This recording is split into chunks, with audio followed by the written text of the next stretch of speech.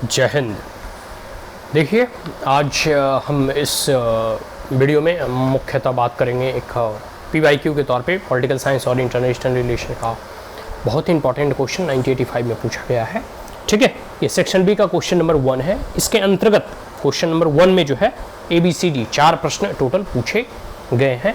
इन चारों प्रश्नों को हम पढ़कर जो है थोड़ी बहुत समझने का प्रयास करेंगे और यह जानने का प्रयास करेंगे कि आखिर प्रश्न कैसे पूछे जाते हैं। ये ओल्ड क्वेश्चन है, लेकिन एक बात मैं बता देना चाहता हूँ, जो वैकल्पिक विषय होते हैं, जो ऑप्शनल सब्जेक्ट होते हैं, उसके कई एक बार थीम जो है हर एक साल जो है रिपीट होते हैं। तो आइए ध्यान से इसे हम पढ़ते हैं। क्वेश्चन नंबर 1 को पहले देखिए। Comment on any 3 of the following in about 200 words. हमें जो है 200 शब्दों में उत्तर जो है अपने प्रश्नों के उत्तर लिखने हैं। Question number 1A, the meaning and significance of star war in the US foreign policy strategy. देखो, हर एक देश की अपनी अपनी एक विदेश नीति होती है, जैसे भारत की भी विदेश नीति है, अन्य राष्ट्रों की भी अपनी अपनी फॉरेन पॉलिसी होती है। तो यूनाइटेड स्टेट ऑफ अमेरिका के यहाँ फॉरेन पॉलिसी के बारे में प्रश्न पूछे जा रहे हैं कि अमेरिका की जो विदेश नीति की जो स्ट्रैटेजी है, जो रणनीति है, उसमें स्टार वॉर का क्या महत्व है, क्या सिग्निफिकेंस है और क्या अर्थ है, क्या मीनिंग है। बात समझ में आ गई। अब क्वेश्चन नंबर 1B देखते हैं कि the importance of Diego Garcia in America strategy. ठीक है, अमेरिकन स्ट्रैटेजी में डियो कैरिया का क्या महत्व है। ठीक है, इस प्रश्नों के हमें उत्तर लिखने हैं। 1C देख लेते हैं कि the Iran Iraq war has not ended because no one is interested in ending it. देखो, कई बार कहते हैं ना कि युद्ध अगर कोई लंबा खिंच जाता है, जैसे अभी देखो रसिया और यूक्रेन का युद्ध चल रहा है, तो ये बहुत ही लंबा, मतलब साल भर से युद्ध चल रहा है। तो अब इसमें है कि कोई भी युद्ध की एक सीमा होती है कि भाई इतने दिन में युद्ध जो है समाप्त हो जाना चाहिए, क्योंकि हर देश को युद्ध में बहुत ही आर्थिक क्षति पहुंचती है, चाहे कितना ही ताकतवर और शक्तिशाली राष्ट्र वह क्यों ना हो।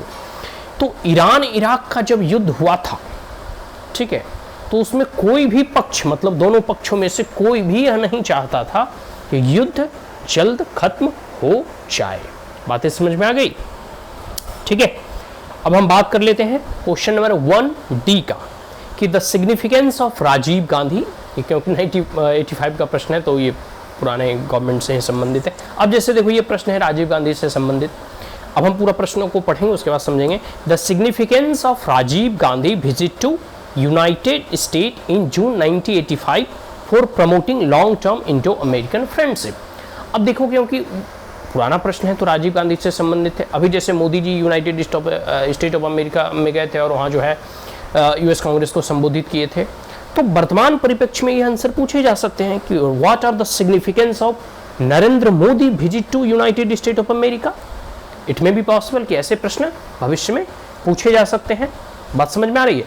And for promoting long term India American जो है फ्रेंडशिप, भारत और अमेरिका की दोस्ती और फ्रेंडशिप के लंबे विस्तार के लिए और इसे प्रगाढ़ करने के लिए और संबंधों में मजबूती प्रदान करने के लिए जो है इनके विजिट का क्या असर पड़ेगा या इनके विजिट का क्या महत्व है, इन तमाम मुद्दों पर जो है प्रश्न पूछे गए हैं। बात समझ में आ गई।